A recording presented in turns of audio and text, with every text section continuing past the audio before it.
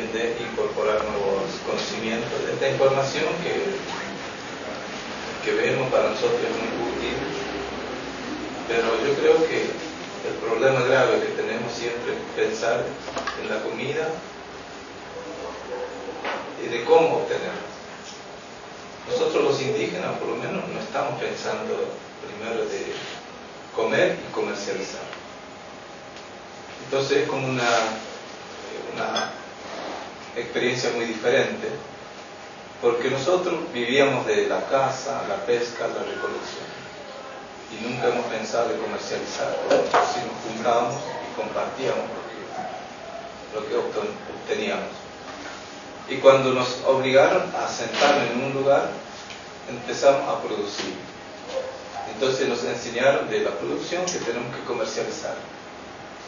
Nosotros trabajamos día y noche para poder vender el trabajo que nosotros hacemos, pero siempre con un precio miserable. Entonces, tanto esfuerzo que hacíamos, estábamos dando riqueza al intermediario, no al comprador, sino al intermediario, que es el que lleva todas las ganancias, o sea, el sacrificio que nosotros hacemos. Entonces fue un momento muy complicado, que nos empobrecieron, porque siempre dependíamos de la changa para poder subsistir.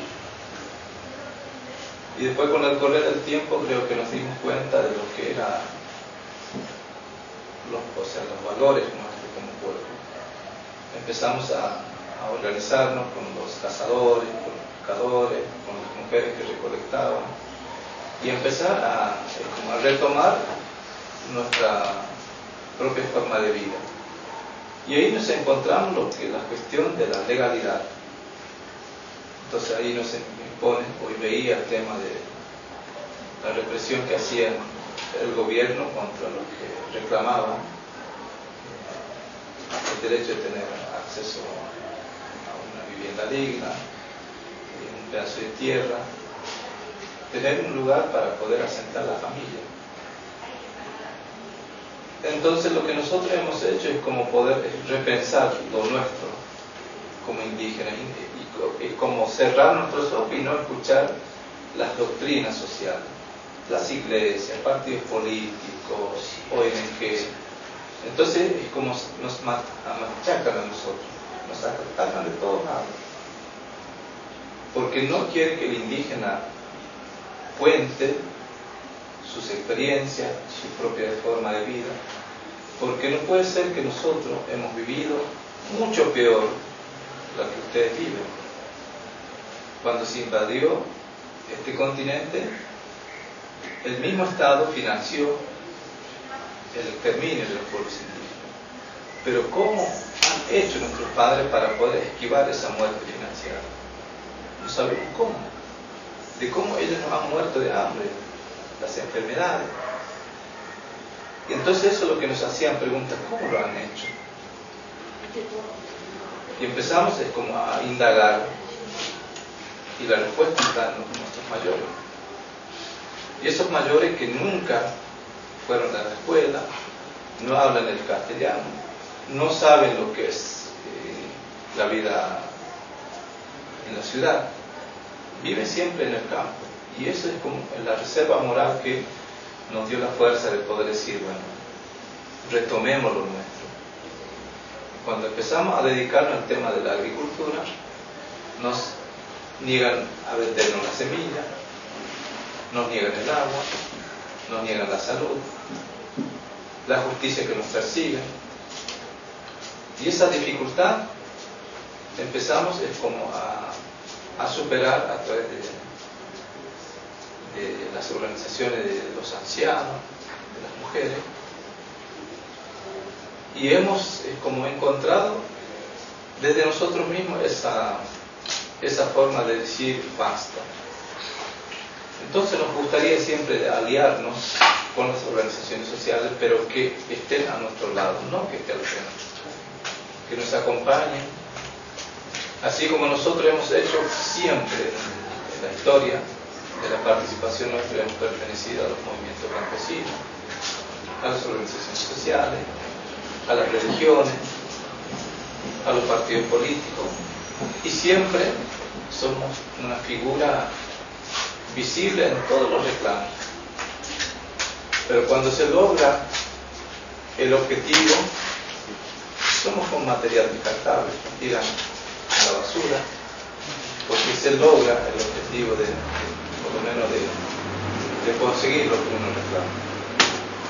Entonces, a partir de ahí parecería que, como dijimos, nosotros no queremos que nos apadrinen, queremos luchar a la par de nuestros hermanos, los luchadores sociales, pero que nos entiendan que somos diferentes, pero no somos extraños, no somos gente que no puede entender el mensaje, porque muchos de nuestros amigos que son de diferentes movimientos sociales, cuando estuvimos en la ruta, decían: hermanos, nosotros estamos con ustedes, fuerza, adelante. Si acá nos matan, moriremos todos. Pero cuando escuchaban 2 días antes de la represión, se fueron porque tenía su familiar enfermo o tenía que hacer algo importante, con esa excusa de no arriesgarse su vida a favor del reclamo indígena, por reclamar la revolución de los 2040 de Cipari. Y nos quedamos solo ahí. De los 500 hermanos, hemos quedado más o menos unos 70, y la mayoría eran ancianos y mujeres.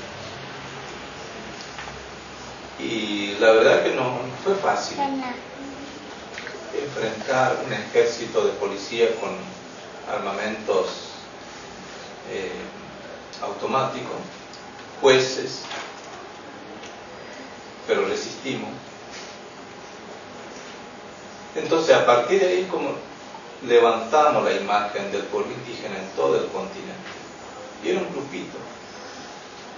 Entonces, ese grupito es la que está resonando a nivel social, a nivel gubernamental,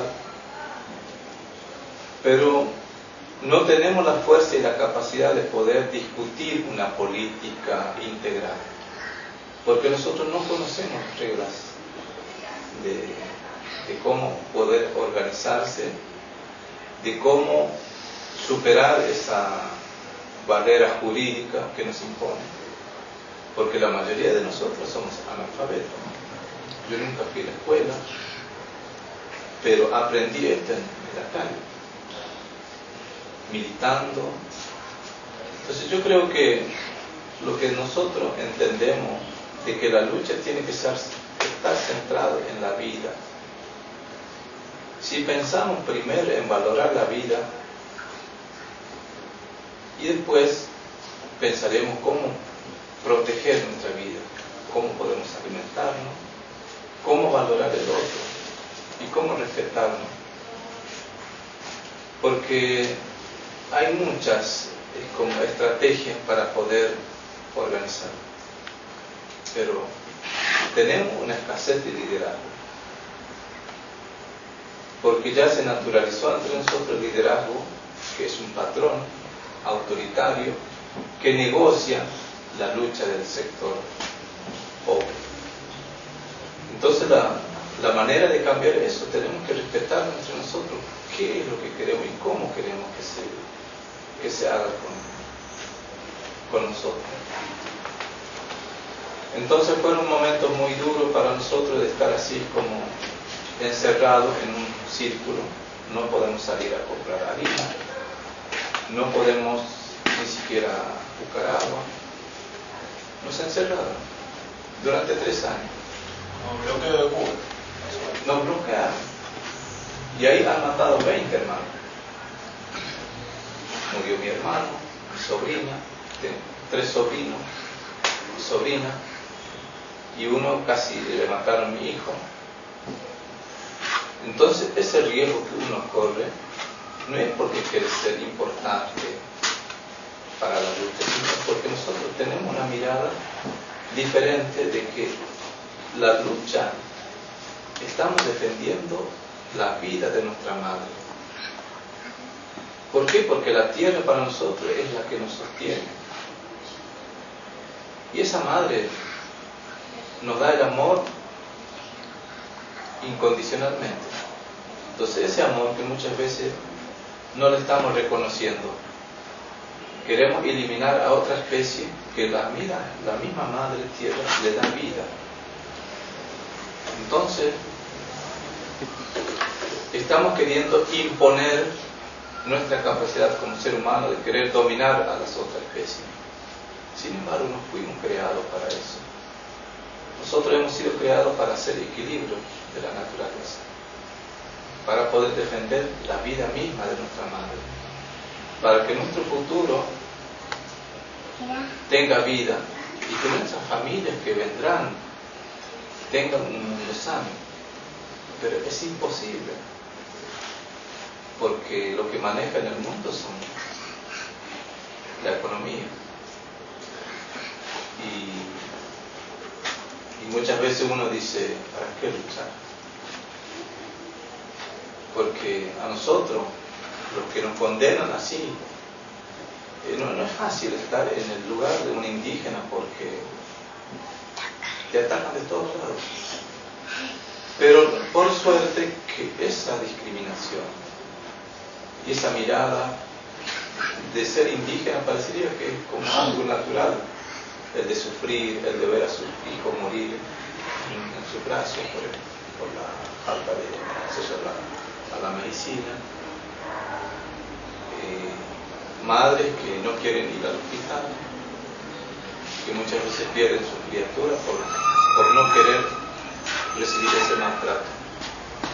Entonces esa persecución que nos hacen nos fortalece, porque nosotros estamos teniendo razón de que la presencia de nuestra madre es como dar la vida misma para poder visibilizar esta violación que hace el ser humano a la madre tierra. Y que no es fácil pensar así, defender algo que no tiene ventaja económica, pero sí tiene una ventaja de vida, de una vida que tampoco no tiene precio. Nosotros tenemos muchos dioses. Hay una figura que nosotros le decimos Guayolé, que es el dios del monte, Hueraeclé, que es el dios del agua, y después seres que viven en la oscuridad. O sea, diferentes dioses que si se contaminan el ambiente en que viven, se retiran y nos dejamos desamparados. Porque ese ser nos comunica, es como una prevención de los riesgos que pueden venir. Entonces, sin dioses es como estar caminando en un lugar desconocido. Entonces se contamina el agua, desaparece el hueray, y ahí desaparecen las especies. Cuando desaparecen las especies, proliferan las especies que muchas veces decimos plagas, porque nosotros mismos le estamos fortaleciendo ese mundo que muchas veces estamos en contra, pero nosotros no nos animamos a defender lo poco que nos corresponde. El Estado argentino debe garantizar el respeto a la identidad cultural de los pueblos indígenas. Cuando yo leo ese párrafo, muchas veces me pregunto, ¿de dónde? ¿Cuál es el respeto que tiene que dar el gobierno hacia los pueblos indígenas? ¿Por qué nos matan? ¿Por qué nos niegan esto? Entonces, cuando empezamos a discutir de una manera abierta, el Estado se esconde. Nos manda la policía, los jueces. Yo tengo como 5 causas penales abiertas en este momento por usurpación. Estoy viviendo en un territorio ancestral y tengo una causa penal por usurpación intelectual, ideólogo intelectual de la represión del 23 de noviembre, potencial terrorista, y ni siquiera tengo armas. Y después es como la muerte del policía y la muerte del hermano Roberto López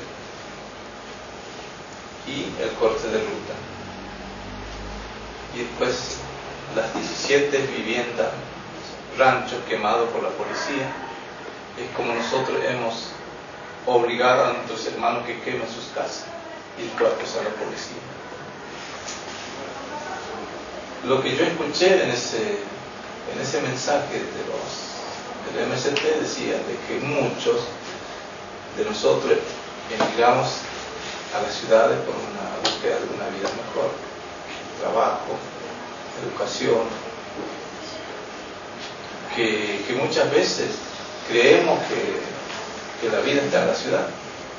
Entonces dejamos lo que tenía que dar vida, que es el lugar donde nosotros nacimos y crecimos. Sigamos construyendo y también valorar el trabajo que han hecho los compañeros del Paraguay, porque lo vi en esa película en Curuguatí, justo que estuve en mi casa. Me agarraba escalofrío porque eso es lo que hemos pasado en el 2010. Entonces a mí me gustaría que toda la sociedad, que acá no tiene que haber país, frontera, credo, raza, tiene que ser el ser humano el de interesar al otro para que podamos defender nuestra vida y la vida de todos, no solamente de indígenas, de campesinos, de urbanos, sino que tiene que ser centrado en la vida misma. Nuestro objetivo es defender la vida de todos, no buscar ideologías, pero es difícil. Pero yo creo que con el correr del tiempo se puede lograr unificar la humanidad para defender nuestra madre tierra, que es el anhelo de todos nosotros.